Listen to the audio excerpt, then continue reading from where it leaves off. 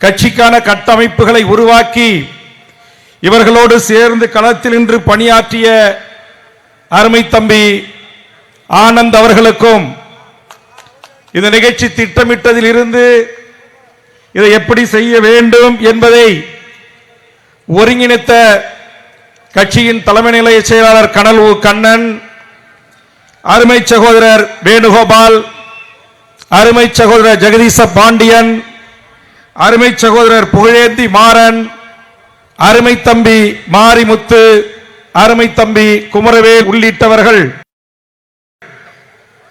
இந்த 2-3 நாட்களாக மழையின் காரணமாகவும் குறிப்பாக நேற்று பெய்த மழையின் காரணமாக இங்கு இருபக்கமும் நாம் ஈழத்தில் நடந்த இனப்படுகொலையை குறித்து வைக்கப்பட்டிருந்த பதாகைகள் முற்றுமுதலுமாக கிழிந்து பேனர்கள் எல்லாம் நாசமாகி போய் இங்கு ஒரு வெள்ளக்காடாக காட்சியளித்து நேற்றைய தினம் கட்சியினுடைய முன்னணி நிர்வாகிகளும் நாங்களும் ஒன்று கூடி கைபேசியின் வாயிலாக என்ன செய்வது என்று நாம் ஒரு கலந்தாலோசனையை முற்பட்ட போது அது தலைமை செயலாளராக இருந்தாலும் அண்ணன் ஜம்புலிங்கமாக இருந்தாலும் சகோதரர் வெற்றிக்குமரனாக இருந்தாலும் ஜெகதீஷ் பாண்டியனாக இருந்தாலும் அண்ணன் தனசேகரனாக இருந்தாலும் இதை ஒழுங்கு செய்த இந்த நான் படித்த இந்த நிர்வாகிகளில் இருந்து தம்பி புகழேந்தி மாறனில் இருந்து கட்சியினுடைய வாய்ப்பு கிடைத்த தோழர்களெல்லாம் கலந்து பேசிய போது புயலே அடித்தாலும் வெள்ளமே வந்தாலும் இடியே விழுந்தாலும் இந்த மே 18 நாம் இதே இடத்தில் நடத்துவோம் என்று எனக்கு ஆதரவாக நின்றார்கள். ஒரே ஒரு வருத்தம் தான், இந்த இயற்கை இன்று ஒரு நாள் நமக்கு கொஞ்சம் கருணை காட்டியிருந்தால் இங்கு எண்ணற்ற தமிழ் சமூகத்தின் தமிழ் தேசிய ஆளுமைகளும் தமிழக வாழ்வுரிமை கட்சிக்காக அல்லும் பகலும் உழைத்திட்ட எண்ணற்ற தமிழ் தேசிய தலைவரை உயிராக நினைக்கின்ற உறவுகளும் பேசுவதற்கான ஒழுங்கு செய்யப்பட்டிருந்தது. என்னுடைய அருமை தம்பி முருகானந்தம் அவருடைய ஒருங்கிணைப்பில் கன்னியாகுமரி மாவட்டத்தினுடைய அத்துணை நிர்வாகிகளுடைய கடுமையான உழைப்பில் 10 தம்பிமார்களும் அவருக்கு துணையாக 10 தம்பிமார்களும் ராயல் என்ஃபீல்டு என்று சொல்லக்கூடிய இருசக்கர வாகனத்தில் எல்லைக்காக மொழிக்காக அந்த மண்ணில் போராடி உயிர் தியாகம் செய்திட்ட தியாக வேங்கைகளினுடைய அந்த இடத்தில் இருந்து அந்த இருசக்கர வாகனம் இந்த சுடரை ஏந்தி இங்கு வருகை தந்தது. அதை நான் பெற்றுக்கொண்டு இங்கு சுடரை ஏற்றி இந்த நிகழ்வை நாம் இங்கு நடத்தி கொண்டிருக்கிறோம்.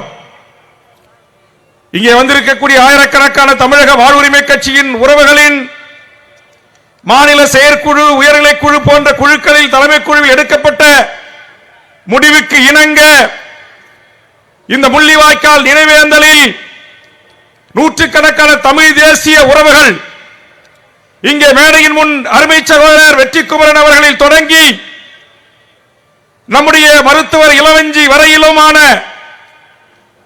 தம்பி திருச்சி பிரபு, எண்ணற்ற தமிழ் தேசிய தோழர்கள் எல்லா அரசியல் கட்சியிலும் போய் சேர்கின்ற போது எங்களுக்கு பணம் வேண்டும், பதவி வேண்டும், வேற சில கோரிக்கைகளை முன்வைப்பார்கள். ஆனால் இங்கே எனது தலைமையை நாங்கள் ஏற்றுக்கொள்கிறோம், உங்களோடு இணைந்து நாங்கள் பணியாற்றுகிறோம். எங்கள் ஒரே ஒரு கோரிக்கை, இந்த மூவர்ண கொடியில் தேசிய தலைவர் பிரபாகரனும் தூக்கி பிடித்த இந்த புலிக்கொடி இடம்பெற வேண்டும் என்கிற ஒற்றை கோரிக்கையோடு ஆயிரம் உறவுகள் அணி அணியாய் வந்து சேர்ந்திருக்கிறார்கள். எத்தனையோ மாவட்டத்தினுடைய தளபதிகளாக இருந்தவர்கள், மண்டலத்தின் பொறுப்பாளராக இருந்தவர்கள், தமிழக வாழ்வுரிமை கட்சி தொடங்கியதிலிருந்து எந்த எதிர்பார்ப்பும் இல்லாமல் இந்த கட்சியை தூக்கி நிறுத்துவதற்கு, கட்டமைப்பை உருவாக்குவதற்கு களம் கண்ட தோழர்கள். எல்லாவற்றுக்கும் மேலாக இன்றைக்கு இந்த கொட்டும் மழையிலும் ஆயிரக்கணக்கிலே வந்து அணிதிரண்டு அமர்ந்திருக்கின்றீர்கள். நான் வழிநடையிலும் பார்த்தேன், ஒரு 2000 பேருக்கு மேல சாலை ஓரங்களிலுமே நின்று கொண்டிருந்தார்கள். நான் கைகூப்பி சொன்னேன், எல்லாரும் அரங்குக்குள் வாருங்கள் என்று சொன்னேன். புயலடித்தாலும் மழை பெய்தாலும் இந்த கூட்டம் கலையக்கூடாது என்று சொன்னேன். காரணம், என் 10 மைல் தூரத்தில் என் ஈழத்து உறவுகள் அங்கு ரசாயன குண்டுகளுக்கும் இடையும், ஆட்லரி பீரங்கிகளுக்கு இடையும், விமான குண்டு வீச்சு பாஸ்பரஸ் குண்டுகளுக்கும் இடையிலும் பதுங்கு குழியில் இறங்கி தன்னை காத்து கொள்ளலாம் என்று இறங்கிய குழிகளே அவர்களுக்கு புதைகுழியாக மாறிப்போன செய்தி. ஆயிரம் உறவுகளை இராட்சத இயந்திரங்களை கொண்டு வந்து மண்மூடி அழித்தார்கள். உயிரோடு பதுங்கு குழியில் பெண்களும் தாய்மார்களும் கர்ப்பிணி தாய்களும் வயிற்றில் கருவை சுமந்த தாய்களும் மார்பில் பால் குடித்த சிறு குழந்தையோடும் கொன்று குவித்தது சிங்கள பௌத்த பேரினவாத அரசு. அந்த அரச பயங்கரவாதம் செய்து இன்றோடு 16 ஆண்டுகள் நிறைவு செய்கிறது. ஆனால் இந்த 16 ஆண்டுகளில் இந்த பூமி பந்தில் வாழ்கின்ற எந்த ஒரு நாடும் ஈழத்தில் நடந்தது மாபெரும் இனப்படுகொலை. ஒரு தமிழ் தேசிய இனம் உலகத்தால் தடை செய்யப்பட்ட பாஸ்பரஸ் ரசாயன குண்டுகளை கொண்டு திட்டமிட்டு இன அழிப்பு செய்திருக்கிறார்கள். இதற்கு அவர்கள் நீதி கோரியிருக்கிறார்கள். எங்கள் தமிழர் நிலத்தில் தாய் மண்ணில் இருந்து எங்கள் மாவீரன் முத்துக்குமார் அவர்கள் தொடங்கி ஐக்கிய நாடுகள் சபையின் முன்பாக வரையிலும் எண்ணற்ற எமது உறவுகள் தங்கள் உயிரை தியாகம் செய்திருக்கிறார்கள். எதற்காக? எங்கள் இனம் கொத்து கொத்தாக செத்து முடிகிறது. பச்சை குழந்தைகள், வயது முதியவர்கள், செஞ்சோலையில் படித்தவர்கள், ஆதரவற்றோர் இல்லங்களில் இருந்தவர்கள், முதியோர் இல்லங்களில் இருந்தவர்கள், காயம்பட்டு இடுப்புக்கும் கீழே இயங்காமல் வீல் சேர்களில் இருந்தவர்கள் என்று அத்தனை உறவுகளையும் சிங்களம் அழித்து ஒழித்தது. எங்கள் பாரதமணி திருநாடு வேடிக்கை பார்த்ததோடு மட்டுமில்லாமல் இன அழிப்புக்கு தோள் கொடுத்து துணை நின்று உதவியது. அப்படி உதவி செய்த அந்த இந்தியாவை 7 கோடி தமிழ் மக்களாகிய நாம் ஒரு அழுத்தத்தை தந்து, ஒரு அரசியல் ரீதியான முடிவெடுக்கக்கூடிய ஒரு நெருக்கடியை தந்து 16 ஆண்டுகளும் இன்றோடு நிறைவு செய்கின்ற எம் ஈழ உறவுகளுக்கான ஒரு விடியலை அல்லது முதலில் ஒரு இனப்படுகொலைக்கான ஒரு சர்வதேச நீதி விசாரணையை பெற்றுத்தர முடியாத அவலத்தில் நாம் நின்று கொண்டிருக்கிறோம். இங்கே நான் வந்த உடனேயே இது கொண்டாடுகின்ற நிகழ்வல்ல, விசிலடிக்கிற நிகழ்வில்ல, கைத்தட்டி அகமகிழ்ச்சடைகிற நிகழ்வல்ல. ஆனால் அதே நேரத்தில் நாம் சோர்ந்து அழுது புலம்பி கண்ணீர் விட்டு கலைந்து போகிற கூட்டம் அல்ல. மீண்டும் எழுவோம், ஒன்றாய், 100ஆய், 1000ஆய், 10,000ஆய், லட்சமாய் மீண்டும் எமது விடுதலை புலிகளும் எமது உலக தமிழ் மக்களும் எழுவார்கள்.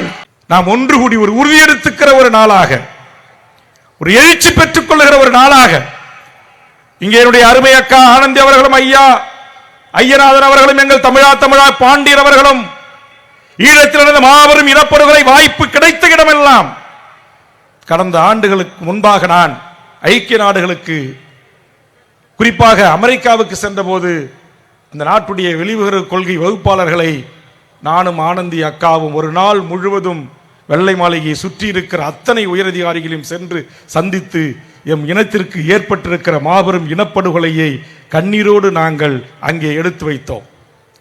என் தமிழ் பேச்சை இன்னொரு அக்கா, தமிழீழ தேசிய தலைவரை உயிராக நேசித்த புஷ்பராணி அக்கா அவர்களும் ஆனந்தி அக்கா அவருடைய மொழியிலேயே எடுத்து சொன்னார்கள். அவர்கள் உன்னிப்பாக கேட்டுக்கொள்கிறார்கள், உங்கள் பக்கம் நியாயம் இருக்கிறது என்பதை உணர்ந்து கொள்ளுகிறார்கள். ஆனால் இந்த புவி சார்ந்த அரசியலில் இந்தியா என்கிற மிகப்பெரிய ஒரு வணிகம், அமெரிக்கா உள்ளிட்ட உலக நாடுகளுடைய வணிக சந்தையாக இருக்கின்ற காரணத்தினால் இன்றைக்கு எமது மக்களுக்கான நீதியை உலக நாடுகளும் பெற்றுத்தர மறுக்கிறது. இனஅழிப்பில் பங்கேற்று உதவிய இந்தியாவும் அதை மறைக்கிறது. ஆக இந்த சூழலில்தான் தமிழர் நிலமாக தமிழ்நாடு இதை அடைகாத்து அடுத்தடுத்த தலைமுறைக்கு இந்த செய்திகளை சொல்லி எம் இனம் எழுச்சி கொள்ள வேண்டும், இன உணர்வு கொள்ள வேண்டும், மான உணர்வு கொள்ள வேண்டும். பக்கத்தில் 10 மைல் தூரத்தில் எம் இனத்தை அழித்தார்கள். 1.5 லட்சத்துக்கும் 1,70,000க்கும் மேற்பட்ட என் விதவை தாய்மார்கள் இருக்கிறார்கள். 90,000க்கு மேற்பட்ட ஒரே நாள் போரில் எம் தாய்மார்களின் தாலிகள் அறுக்கப்பட்டிருக்கின்றன. சுமார் 50,000க்கு மேற்பட்ட போராளிகள் அந்த மண்ணின் விடுதலைக்காக போராடி அந்த மண்ணில் மரணித்திருக்கிறார்கள் அல்லது விதையாக விழுந்திருக்கிறார்கள். ஆக இவர்களை இந்த தமிழர் நிலம், தாய் நிலம் நினைவை சுமர்ந்து அடுத்தடுத்த நம்முடைய தலைமுறைக்கு இந்த செய்திகளை நாம் சொல்லி இந்த தலைமுறையை இன உணர்வோடு, மான உணர்வோடு, தன்மான உணர்வோடு தமிழர் என்கிற இன எழுச்சியின் அடிப்படையில் அணிதிரட்டி இனி வரும் காலங்களில் இந்த தமிழ்நாட்டின் ஆட்சி அதிகாரத்தில் அமரக்கூடிய எவராக இருந்தாலும் தமிழ் ஈழத்தில் நடந்தது இனப்படுகொலை என்று ஏற்றுக்கொள்ள செய்கின்ற அதற்கான தீர்வை நோக்கி தமிழக சட்டமன்றம் தானாக தீர்மானம் நிறைவேற்ற வேண்டிய அழுத்தத்தை தரக்கூடிய ஆளுமைகளை இந்த மண்ணில் நாம் உருவாக்க வேண்டும் என்கிற அரசை உருவாக்கி கொள்வதற்கு ஒன்றிய அரசு இதை இந்திய நாடாளுமன்றத்தில் நிறைவேற்றி ஐக்கிய நாடுகளின் சபையின் மூலமாக செய்த பாவத்திற்கு ஒரு பரிச்சாயத்தை தேடிக்கொள்கின்ற ஒரு புற அழுத்தம் இந்த தமிழர் நிலத்திலிருந்து உருவாக வேண்டும். நான் கேட்கிறேன், 1.5 லட்சம் தமிழ் மக்களை ஒரே நாளில் கொன்றான். லட்சக்கணக்கான மக்கள் தந்தை செல்வாவின் காலத்திலிருந்து இன்று வரையில் படுகொலைக்கு உள்ளாக்கப்பட்டிருக்கிறார்கள். ஆனால் எத்தனை கட்சிகள், எத்தனை அமைப்புகள், எத்தனை இயக்கங்கள் இது போன்ற பதாகைகளை பொருத்தி நாளைய பிள்ளை செல்வங்களுக்கு உன் இனம், உன் தாய், உன் தாத்தன், உன் பாட்டன், உன் முப்பாட்டன் வம்சத்தில் தோன்றிய தொப்புள் கொடி உறவுகள் 10 மைல் கடல் எல்லையில் அழித்து ஒழித்திருக்கிறார்கள். இதற்கு நீதி கேட்பதற்கு நாம் வீதிக்கு வர வேண்டாமா? நீங்க ஓட்டுக்கு தேர்தலுக்கு நேரத்தில் யார் வேண்டுமானாலும் வந்து ஓட்டு கேளுங்க, ஓட்டு அரசியல் இருங்க, நான் அதை பற்றி கவலைப்படவில்லை. ஆனால் குறைந்தபட்சம் மாவீரர் நாளை கூட நீங்கள் கொண்டாட வேண்டும், அந்த மாவீரர்களை பூஜிக்க வேண்டும். அவர்கள் கல்லறை தீபங்களாக இருக்கின்ற அந்த கல்லறைகளை வடிவமைத்து அதில் பூக்களை சொரிந்து வீரவணக்கம் செலுத்த வேண்டும் என்று கூட நான் கேட்க மாட்டேன். ஆனால் சிவிலியன்ஸ் என்று சொல்லக்கூடிய பொதுமக்களை, தாய்மார்களை, பச்சை குழந்தைகளை, பாதுகாப்பு இல்லங்களில் தங்க வைக்கப்பட்டவர்களை, மருத்துவமனையில் இருந்தவர்களை, யாழ் நூலகம் உள்ளிட்ட அறிவு சார்ந்த தமிழுடைய சொத்துக்களை, இந்து கோயில்களை, சர்ச்சுகளை, இஸ்லாமியர்கள் தொழுகை சென்ற பள்ளி வாசல்களை அனைத்திலும் குறிபார்த்து கொண்டு போட்டான். இது பாதுகாக்கப்பட்ட பகுதி என்று அறிவிக்கப்பட்டு உலகத்தின் கண்காணிப்பின் இருந்த இடங்களிலே குண்டை மிச்சம் செய்யாமல், குண்டை அதிகமாக வீணாக்காமல் குறிபார்த்து கொத்து கொத்தாக மக்களை கொன்று ஒழித்தானே, அந்த காட்சிகள் தானே இங்கு படமாக்கப்பட்டிருக்கிறது. 12 வயது பாலகன் பாலச்சந்திரன் போராளி அல்ல, எங்கள் இசைப்பிரியா போர்க்களத்தில் இருந்து பூயாற்றிய அந்த பூ அழிக்கப்பட்டிருக்கிறது. எத்தனை பூக்கள் அழிக்கப்பட்டிருக்கிறது, எத்தனை பிஞ்சுகள் அழிக்கப்பட்டிருக்கிறது, எத்தனை மழை செல்வங்கள் அழிக்கப்பட்டிருக்கிறது. ஆனால் இதை குறித்து கவலை கொள்ளாமல் இங்கு சினிமா மோகத்தாலும் சாதிய சங்கங்களின்பால் ஈர்க்கப்பட்டும் மதவெறியினால் அரசியல் கட்சியில் அணிவகுப்பதுமாக இருக்கிற இந்த தமிழர் நிலத்தில் இருக்கிற என் தமிழ்ச்சாதி உறவுகளை ஒரு உணர்வு எழுச்சுள்ள ஒரு கூட்டமாக மாற்றி இங்கு தமிழ் தேசிய அரசியலும் தமிழருக்கான அரசியலும் வெல்ல வேண்டும் என்கிற கருத்தை இந்த மனங்களில் விதைப்பதற்கான ஒரு நினைவேந்தலாகத்தான் இதை நான் பார்க்கிறேன். ஈழத்து உறவுகள், இந்த மண்ணில் அகதிகளாக வந்தவர்கள் பன்றி குடிசைகளை விட கேவலமாக வாழ்ந்தார்கள். சிலர் கேட்கிறார்கள், ஒரு எம்எல்ஏவாகி என்ன செய்ய முடியும் என்று. ஒத்த சீட்டு முத்தையா என்று என் உறவுகள் என்னை கிண்டல் செய்யலாம்.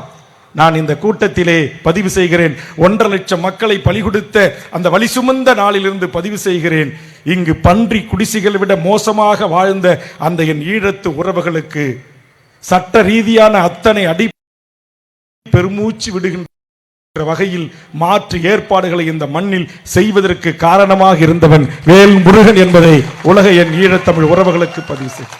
இந்த கூட்டத்தொடரில் கூட 3000 வீடுகளை கட்டித் தருவதற்கான உத்தரவை பெற்றிருக்கிறோம். தமிழ்நாட்டு மக்களுக்கு கிடைக்க வேண்டிய அத்தனை நியாயமான குடும்ப அட்டைக்கு தரப்படுகின்ற அத்தனையும் எம் ஈழ உறவுகளுக்கு தர வேண்டும் என்பதில் இருந்து அவர்களுக்கான சாலை, குடிநீர், கல்வி 1ஆவிலிருந்து 5ஆம் வகுப்பு படிக்க முடியாது. அவர்கள் வந்த காலத்தில் அனுமதி கிடையாது. அதற்கு பிறகு அதை போராடி பெற்றோம். அதற்கு பிறகு உயர்நிலைப் பள்ளி வரை கொண்டு வந்தோம். அதற்கு பிறகு உயர்கல்வி கலை அறிவியல் கல்லூரியை கொண்டு வந்தோம். சமீபத்தில் தான் இன்றைக்கு பொறியியல் படிக்கிறதுக்கு அனுமதி பெற்றிருக்கிறோம். இன்னும் இந்த ஒன்றிய அரசு மருத்துவ கல்வி படிப்பதற்கு என் ஈழ உறவுகளுக்கு அனுமதி இல்லை. அதை கூட கடந்த கூட்டத்தொடரில் மன்றாடி இருக்கிறேன். இரட்டை குடியுரிமை,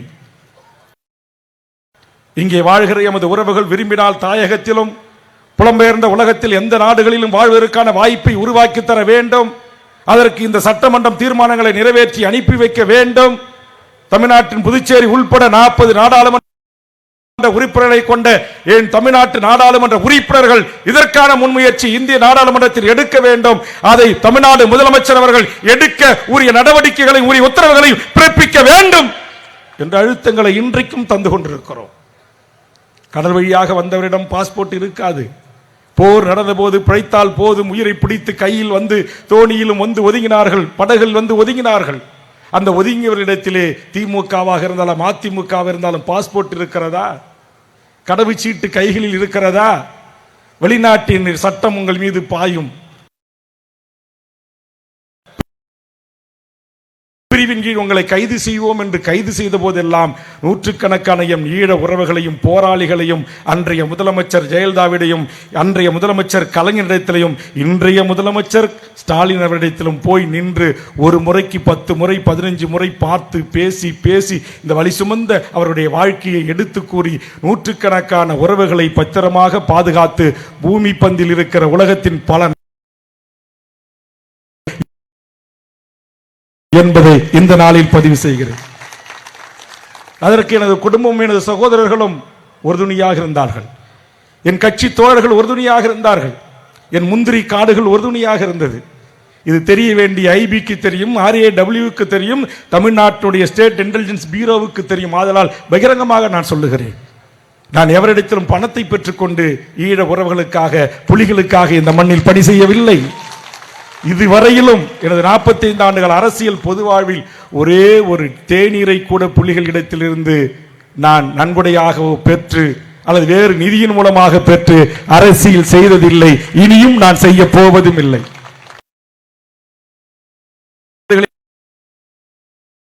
கொல்லஞ்சாவடி அரசு உயர்நிலைப் பள்ளியில் படித்த போது அங்கு டெலோ, EPRLF, விடுதலை புலிகள் என்று பல்வேறு இயக்கங்கள் அந்த மண்ணிலே வந்து தங்கி இங்கு போர் பயிற்சி எடுத்துக்கொண்டார்கள். அந்த போர் பயிற்சிக்கு வந்த ஒருவராக இருந்தவர் தான் என் கண்முன்னே அமர்ந்திருக்கின்ற முத்தமிழன் என்கிற ஒரு விடுதலை புலியின் முன்னாள் வீரன். 10 வயது 11 வயது சிறுவனாக இருந்தபோது நான் அவர் கைப்பிடித்திருக்கிறேன். அவரோடு நூற்றுக்கணக்கான போராளிகளோடு மிதிவண்டியிலே பயணம் செய்திருக்கிறேன். எங்கள் வீதிகளிலே இருக்கின்ற கடைகளிலே கிடைப்பதை வாங்கி உண்டிருக்கிறோம். எங்கள் கிராமங்களை சுற்றி இருக்கிற மோட்டார் கொட்டாய்களிலே தங்கியிருக்கிறோம்.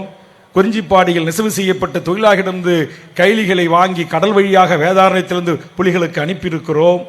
வீரம் செறிந்த அந்த விடுதலை போராட்டத்திற்கு நினைவிருந்த காலத்திலிருந்து நானும் என் பகுதியை சார்ந்தவர்களும் என் குடும்பமும் உதவியிருக்கிறது.